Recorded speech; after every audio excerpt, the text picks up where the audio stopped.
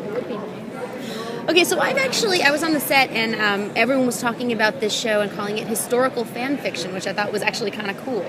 Wait, on which set? On our set? Mm-hmm. Oh, really? Yep. Historical fan fiction. I thought it was cool because I'm just processing. Yeah, it is actually. Yeah. I guess if like 50 Shades of Grey started out as fan fiction, we might as well too. That's so Right? awesome. Yeah. Yeah.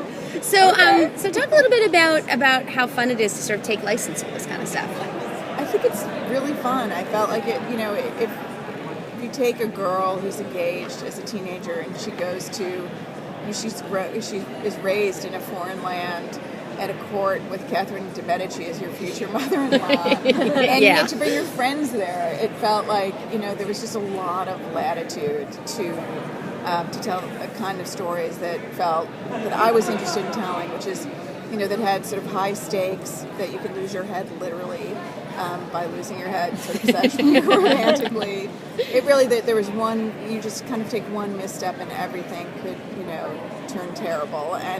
But that had a wish fulfillment factor, that there was something incredibly aspirational, not just in, you know, in the costumes, but in a girl kind of finding her footing, you know, as a future ruler.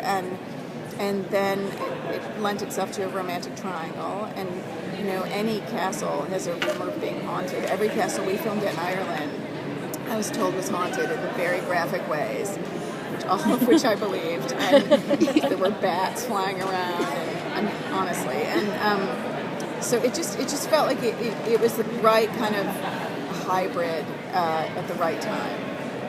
And that the historical element of it essentially gave you a billboard. It gave you a character whose name you knew, and who you, no matter what people know about Mary Queen of Scots, they know it ended badly for her.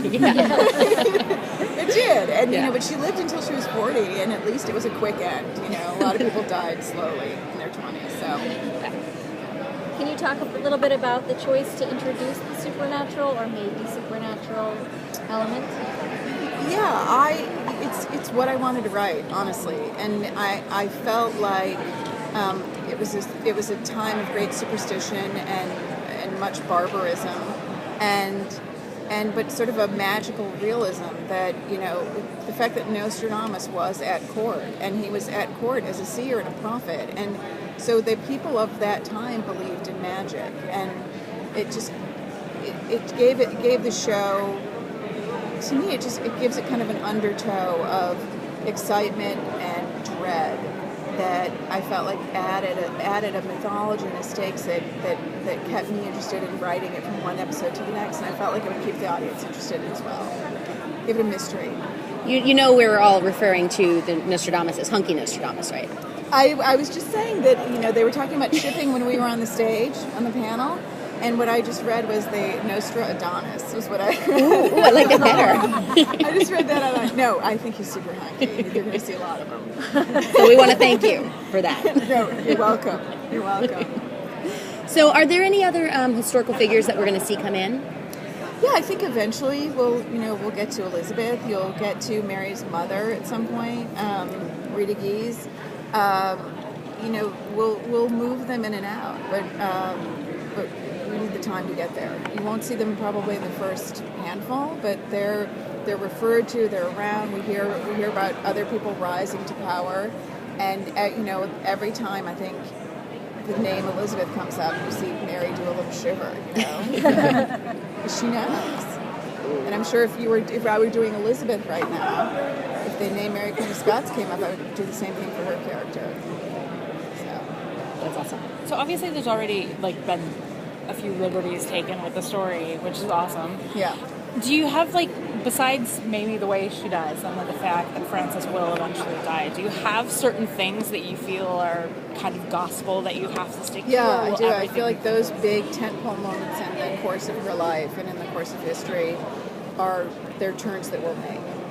And so, you know, I think, and there are others that, you know, that are not as well known that we'll get to as well. And they make the show better, as opposed to me feeling like, oh, we have to adhere to that, you know, that beheading. It's like, that seems like a good thing to play.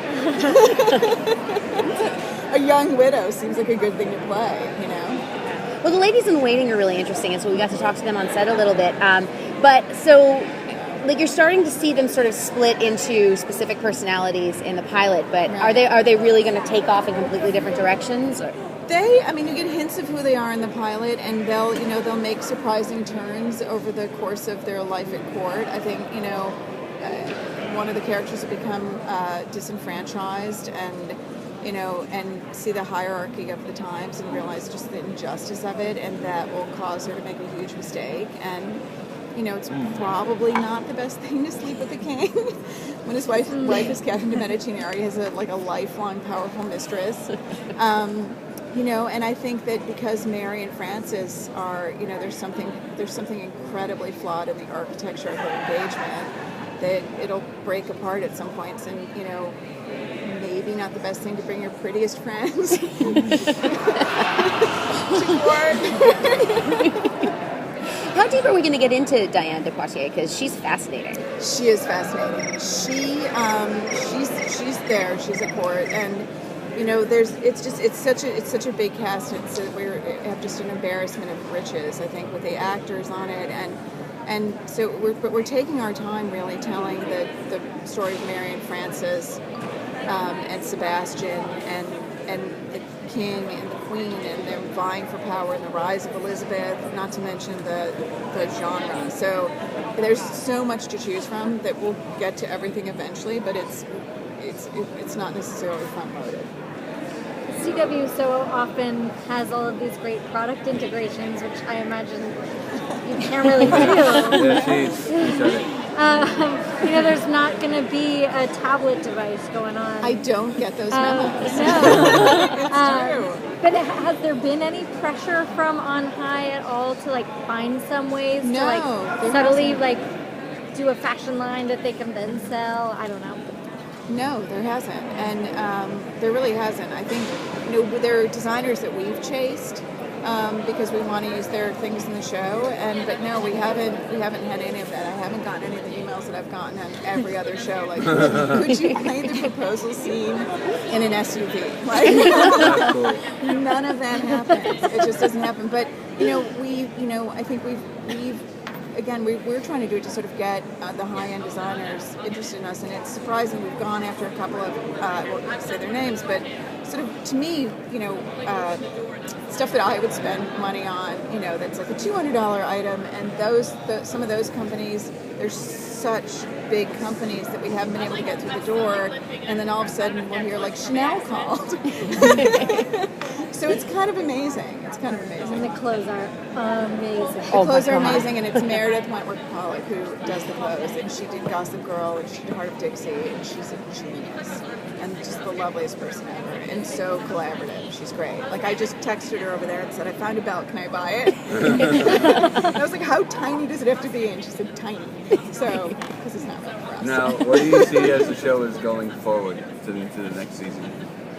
What do in terms of where do I see the story is going? Yes. I see it moving along. It moves along at a clip. It moves. The pacing of it picks up. The stakes of it pick up, and the consequences pick up. And we don't hold anything back. And we'll barrel ahead.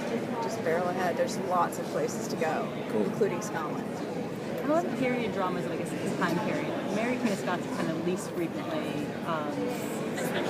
Although now she's had a resurgence. Yeah, exactly. Yeah, she's all over the place. So she's all the rage. Mary and Mary first. So what kind of drew you to doing a series of Americans? I worked with another writer on developing the pilot, and she had a fixation on Mary Kay of Scots, and I had a fixation on CW, and perfect. And Beloved Child was funny. So, yeah. Thank you, guys. Thank you so